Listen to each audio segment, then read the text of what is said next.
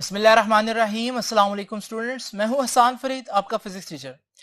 Students, आप लोगों को याद होगा लास्ट लेक्चर में हम लोग डिस्कस कर रहे थे एसी थ्रू कैपेसिटर। हम लोगों ने ये लेक्चर ऑलमोस्ट कंप्लीट कर लिया था, कुछ बातें रह गई थी जो हम डिस्कस करेंगे आज के लेक्चर में। तो आइए स्टूडेंट्स स्टार्ट करते हैं आज का लेक्चर। ये वो सारा लेक्चर है जो हम लोगों ने डिस्कस किया स्टूडेंट्स। सारी हेडिंग्स आप लोग देख सकते हैं यहाँ पर, इसको प्रॉपरली आप लोगों ने एक्सप्लेन करना है।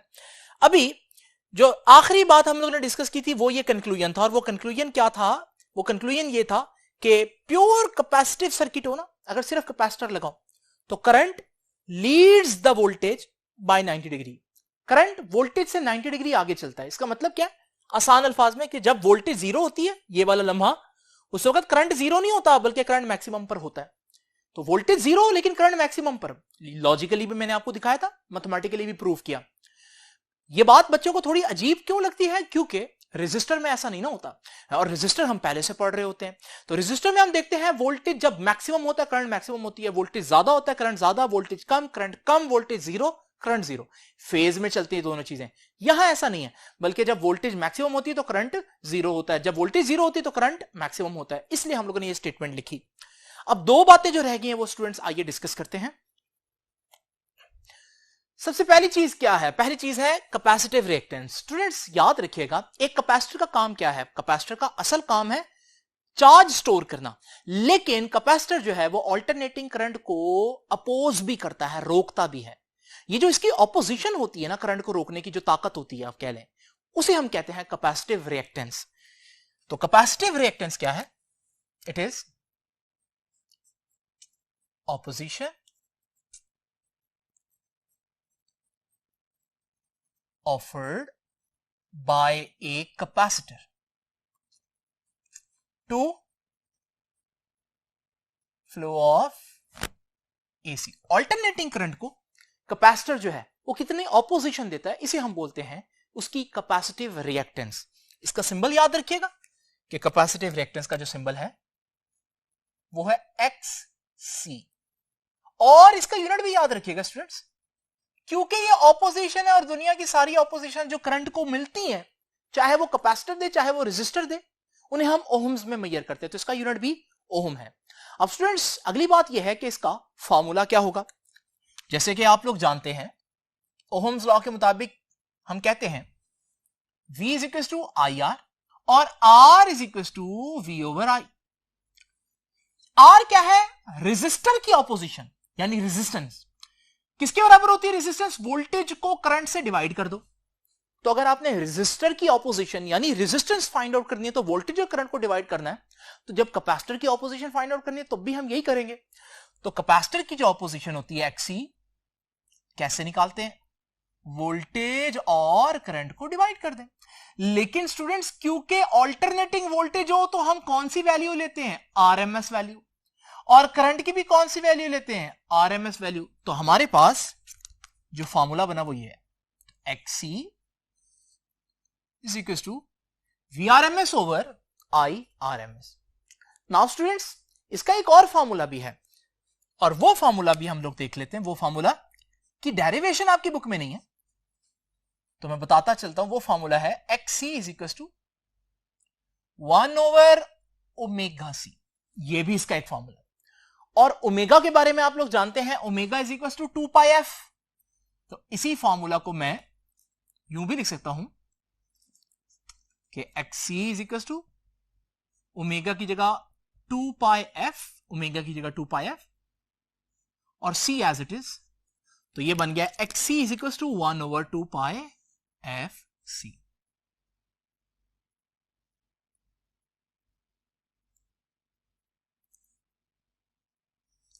स्टूडेंट सबसे पहले तो आप लोगों को यह जानना है कि कितने फार्मूले आपको पता होने चाहिए।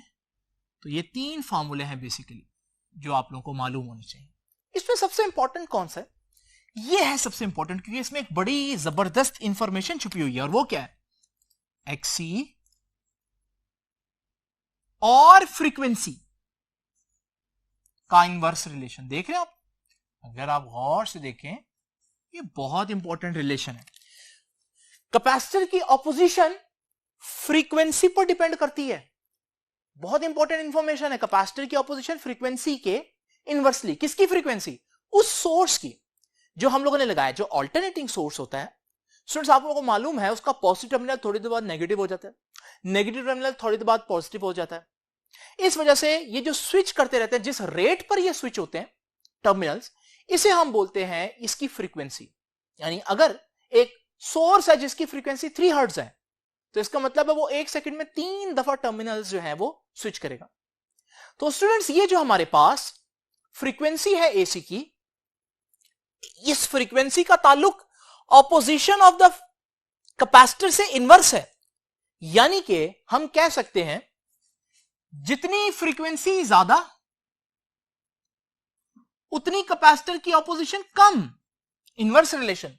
यानी उतना high frequency current easily pass करेगा क्योंकि ऑपोजिशन कम होगी। तो क्या नतीजा निकाला यहां से कि high frequency AC can easily pass through capacitor। ठीक है, कम ऑपोजिशन देगा, स्मॉल XC, कम ऑपोजिशन होगी। क्यों? फ्रीक्वेंसी ज्यादा है, opposition come. And vice versa भी हम कह सकते हैं।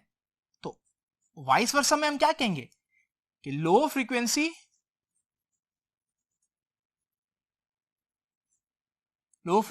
AC cannot pass easily through capacitor। क्योंकि लो फ्रीक्वेंसी होगी, तो जब फ्रीक्वेंसी कम होगी तो XC की वैल्यू ज्यादा हो जाएगी, ऑपोजिशन ज्यादा हो जाएगी।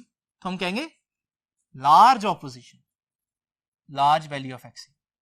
और स्टूडेंट्स आप इसको एक एक्सपेरिमेंट से कंफर्म भी कर सकते हैं। अगर आपके पास एक सोर्स है 5 हर्ट्ज का, आप उसके साथ एक बल्ब लगाएं तो आप देखेंगे जो बल्ब है उसका ग्लो कम है क्योंकि करंट कम है। इसका मतलब कैपेसिटर अभी ज्यादा ऑपोजिशन दे रहा है, इतने करंट को नहीं जनरेट होना दे रहा सर्किट के अंदर। लेकिन अगर आप इसकी जगह एक 10 हर्ट्ज का सोर्स ले आए तो आप देखेंगे कि बल्ब का जो ग्लो है वो ज्यादा हो जाएगा। इसका मतलब हमारे पास जो कैपेसिटर है वो अब ज्यादा करंट जो है वो सर्किट में जनरेट करने दे रहा है। और कैसे पता चल रहा है? बल्ब का ग्लो देखकर। इसका मतलब हाई फ्रीक्वेंसी करंट जो है वो इजीली पास कर जाता है कैपेसिटिव सर्किट में से। इसी तरह से अगर मैं एक एक्सट्रीम केस की बात करूं, मैंने फ्रीक्वेंसी कम की, ऑपोजिशन बढ़ गई, और कम करूंगा ऑपोजिशन और बढ़ जाएगी। अगर मैं फ्रीक्वेंसी 0 कर दूं तो ऑपोजिशन इंफिनिटी हो जाएगी। ये फ्रीक्वेंसी 0 किसकी होती है? ऐसा सर्किट, ऐसा सोर्स जिसकी पोलैरिटी रिवर्स ही ना हो, पॉजिटिव टर्मिनल हमेशा पॉजिटिव रहे, नेगेटिव टर्मिनल हमेशा नेगेटिव रहे। ये तो डीसी नहीं होता स्टूडेंट्स। आम बैटरी जो है उसका पॉजिटिव टर्मिनल पॉजिटिव रहता है, नेगेटिव टर्मिनल हमेशा नेगेटिव रहता है। इसका मतलब डीसी जो है ना, एक्चुअली अगर मैं फ्रीक्वेंसी की टर्म में बात करूं तो इसकी फ्रीक्वेंसी 0 है, यानी ये अपनी पोलैरिटी चेंज करता ही नहीं है। तो स्टूडेंट्स याद रखिएगा हमारे पास, क्योंकि वो डीसी को इनफाइनाइट ऑपोजिशन दे रहा है, एफ 0 होगा तो 1/0 इंफिनिटी। तो हम कहेंगे कि DC can not pass through capacitor.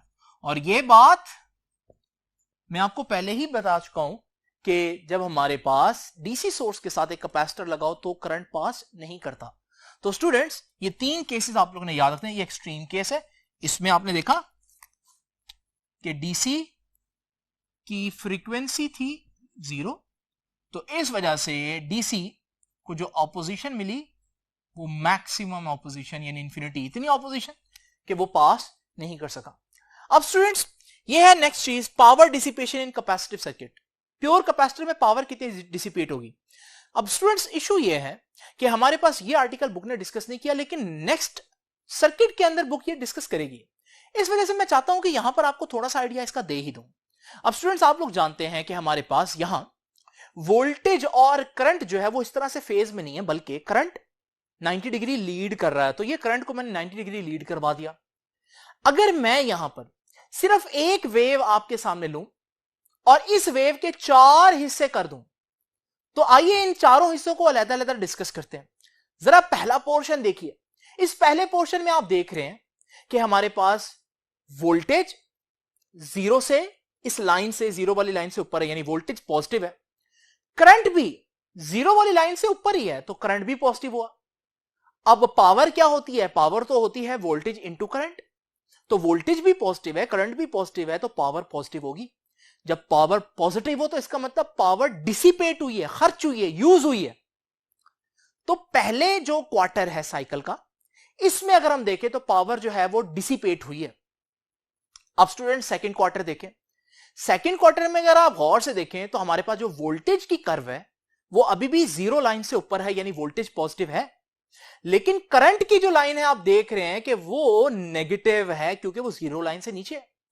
अब वोल्टेज पॉजिटिव, करंट नेगेटिव, और पावर क्या होता है? Voltage into current. तो हम जब वोल्टेज पॉजिटिव लेंगे, करंट नेगेटिव लेंगे, तो वो पावर का आंसर तो नेगेटिव आएगा। तो जब प्रोडक्ट नेगेटिव आएगा, इसका मतलब क्या है? पावर नेगेटिव होने का मतलब यह है कि पावर आपकी खर्च नहीं होगी, बल्कि पावर आपको मिलेगी कैपेसिटर से। तो पावर सेकंड क्वार्टर में क्या हुई? वापस मिल गई। इसका मतलब फर्स्ट क्वार्टर में जो पावर खर्च हुई, सेकंड में वो आपको मिल गई।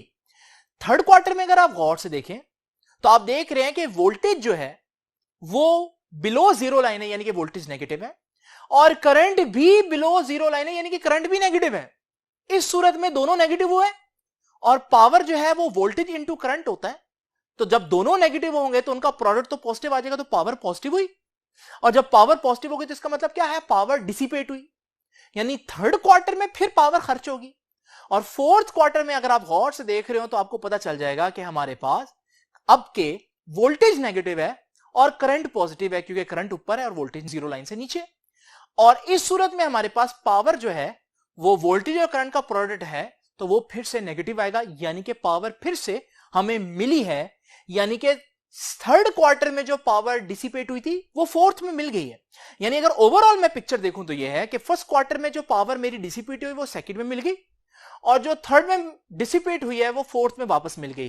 तो इसका मतलब अगर मैं पूरे साइकिल में बात करूं तो पावर कितनी मेरी खर्च हुई? जीरो, क्योंकि जितनी खर्च हुई वो अगले क्वार्टर में तो मिल गई है। यानी in a pure capacitive circuit पूरे साइकिल में there is no power loss, कोई पावर मेरी यूज नहीं हो रही। तो स्टूडेंट्स ये है इंपॉर्टेंट नतीजा यहां से जो हम निकाल सकते हैं कि in a pure capacitive circuit, no power is dissipated.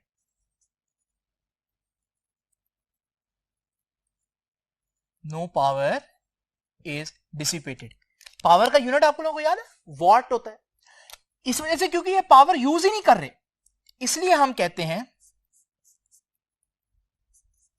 कि प्योर कैपेसिटिव सर्किट जो होते हैं they are called wattless circuit. ये टर्म याद रखिएगा, वॉटलेस का मतलब ऐसे सर्किट जो पावर यूज नहीं करते। लेकिन स्टूडेंट्स आप कहेंगे कि सर हम जो कैपेसिटर यूज करते हैं रियल लाइफ में उसमें तो हमें पावर सोर्स देना पड़ता है, तो हमारी पावर इसका मतलब यूज हो रही है। उसकी वजह स्टूडेंट्स हम यहां पर डिस्कस कर रहे हैं आइडियल कैपेसिटर, और जो आइडियल कैपेसिटर है वो कहीं एग्जिस्ट नहीं करता। रियलिटी में जो आप कैपेसिटर यूज करते हैं वो किसी ना किसी मटेरियल से तो बना होगा, और उस मटेरियल की कुछ ना कुछ रेजिस्टेंस भी होगी। तो जो आप कैपेसिटर यूज करते हैं वो प्योर कैपेसिटर नहीं है, बल्कि उनके अंदर रेजिस्टिव एलिमेंट भी होता है, और वो रेजिस्टिव एलिमेंट आप लोगों को पता है कि पावर यूज करता है, कंज्यूम करता है। तो इसका मतलब याद रखिएगा ये जो हमने बात की ये आइडियल बातें हैं, रियलिटी में ऐसा नहीं हो सकता। तो स्टूडेंट्स ये था हमारा लेक्चर जिसमें हम लोगों ने डिस्कस किया कि एसी जब एक कैपेसिटर से कनेक्ट हो तो क्या प्रॉपर्टीज होंगी उस सर्किट की, वोल्टेज और करंट का रिलेशनशिप क्या होगा, पावर कितनी यूज होगी, और करंट का फ्रीक्वेंसी के साथ जो सोर्स की फ्रीक्वेंसी उसके साथ क्या रिलेशन होगा। तो आपसे स्टूडेंट्स इंशाल्लाह मुलाकात होगी नेक्स्ट लेक्चर में। तब तक के लिए अल्लाह हाफिज।